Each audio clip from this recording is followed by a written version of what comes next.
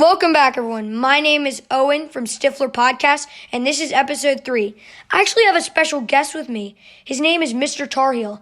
He is a 7-time fantasy football hometown league champion. He is also very knowledgeable about fantasy football. He's been playing for many years. Here he is. Hello, everyone. Just want to give a quick shout out to my fellow Tar Heel basketball fans, hoping that we win the title this year. This is the first section of the podcast. So I'm going to be naming my top 3 fantasy breakouts, and Mr. Tar Heel is actually going to give his too. So my first is Trevor Lawrence, because he was in one of the worst positions you could possibly have in his rookie season. He had Urban Meyer as his coach, who did not do a very good job. And he also didn't really have that many weapons around him. But he's got some new guys like Christian Kirk, who they threw bags of money at to get. And they also got a new coach in Doug Peterson. He also specializes in quarterbacks, so that'll help him a lot. My number 2 breakout this year in fantasy football is Courtland Sutton. He was a great receiver who didn't have the best year last year, but I think he will have a great bounce-back season with a very much needed quarterback upgrade in Russell Wilson. And he and Jerry Jeudy, I think, will be a really good duo. And they even have another guy in KJ Hamler that will help him get some more targets, because Jerry Jeudy is probably their number 1 option. So most of the other team's cornerbacks will most likely guard Jeudy, so that'll leave Courtland Sutton open. My last and final breakout is Michael Pittman Jr. With a great quarterback upgrade and an awesome O-line, there's nothing holding him back from having a great season. Matt Ryan is going to do much better than Carson Wentz. No offense to Carson Wentz, but he just wasn't the guy. And since Jonathan Taylor had such a great year, they're going to be keying on the run with defenses. So that means that it'll leave their wide receivers more open and make him likely get more targets. Now it's Mr. Tar Heel's turn. My number 1 breakout is Gabe Davis. He finished the season last year on a roll, especially in that Kansas City Chiefs game. There's news out there that he's much bigger, faster, and stronger than last year. There's also a 30% target share out there because Beasley and Emmanuel Sanders is gone now. He's also in his 3rd year, and a lot of times wide receivers really break out in their 3rd year. And my final reason why I think he's going to break out is he's awesome in the red zone. My second breakout is Travis Etienne. This year he's healthy. Number 2, they have a new head coach, which I think will utilize him very well. Also, he's very good not only running the ball, but catching the ball, and he has awesome big play ability. My third breakout is Darnell Mooney. Last year, he was in the top 20 in receptions and receiving yards. He also averaged 13 yards per catch, which was ranked 4th in the NFL last year. He's always a potential for a big play down the field, and I'm also banking on Justin Fields being better this year, which will help Darnell Mooney.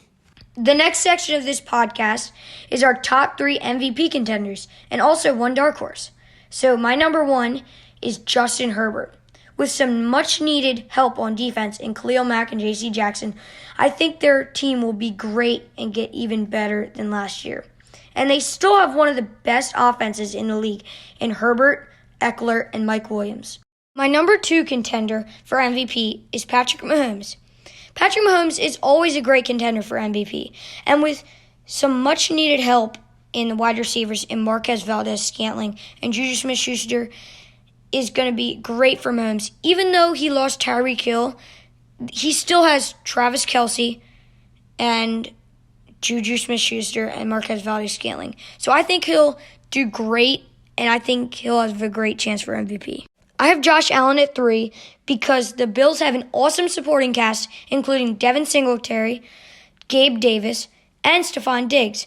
The only thing that has been holding them back in team success, and that also plays a pretty big role in MVP voting, is not being able to clutch up in close games. My dark horse is Derek Carr. He has all the supporting cast you could ask for in Devontae Adams, Darren Waller, Hunter Renfrow, and Josh Jacobs.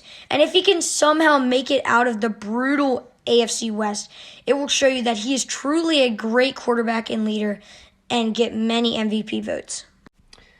My number one MVP candidate is Justin Herbert. This guy's stats are unbelievable.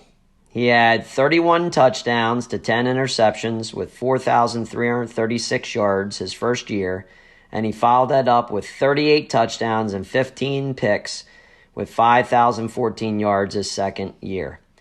He has the most completions in the first 2 years of anybody's career, and he also has the most passing yards out of any quarterback in the first 2 years.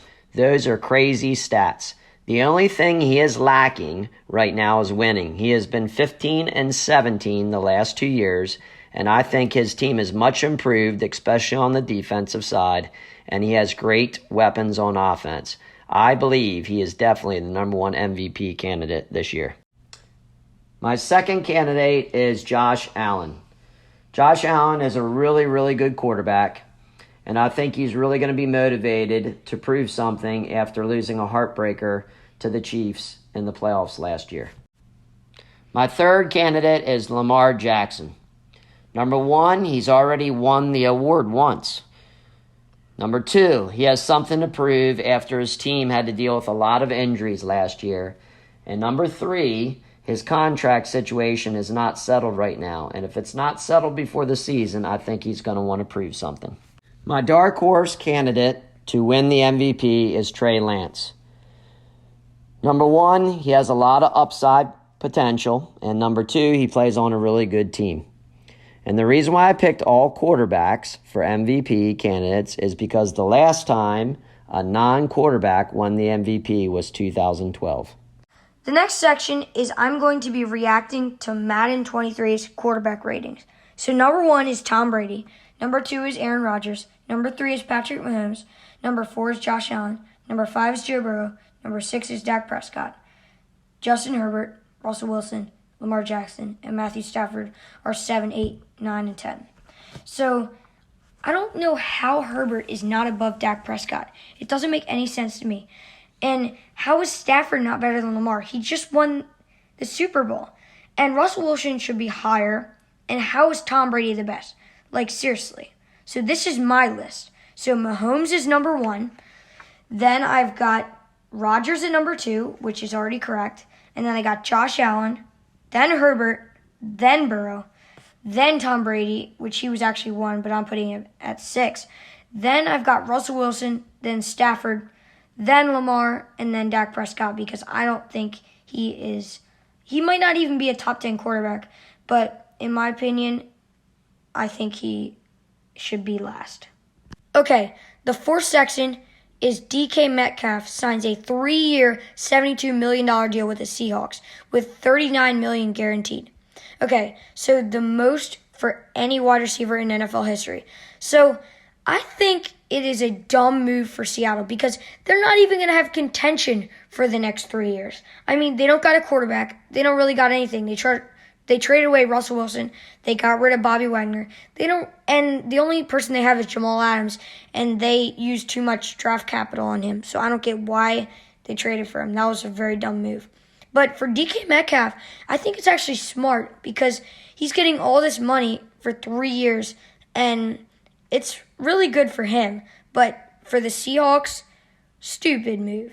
Get rid of him, trade him, get like a first rounder and a second rounder, and then you are repairing on your draft capital for the years prior to get a quarterback in the draft.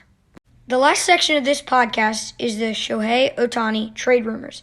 If they trade him, will it be a good move or not? So I'm going to give my opinion, and then Mr. Tar Heel is going to give his. So I think it's a good move. It's kind of a questionable decision, but it really depends on if the Angels want to give up their star for draft capital. And if they're going to do this, I think they should get rid of Mike Trout too, because then they'll have a bunch of first-round picks and a bunch of draft capital and probably a bunch of prospects. And it'll really rebuild their farm system and really make them a great team in the future.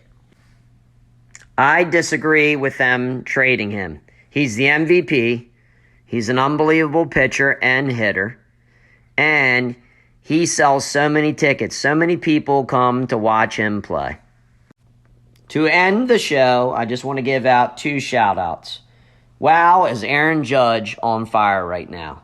He's had, I believe, 8 home runs since the All-Star break. And I believe after 101 games, he's at 41 home runs, where Maris was at 40 at this time and Ruth was at 34 at this time when they had their most home runs in a season. And the last thing I want to say is if you have not been watching The Captain on Derek Jeter, you need to watch it. It's a great show. He's one of my favorite players. I'd also like to give a special shout out. So I just posted a video of my new cat, Bo, and it has really gotten a lot of attention from many people. And I'd just like to say that I'm really grateful, and I'll try to post another video really soon with some of my other animals.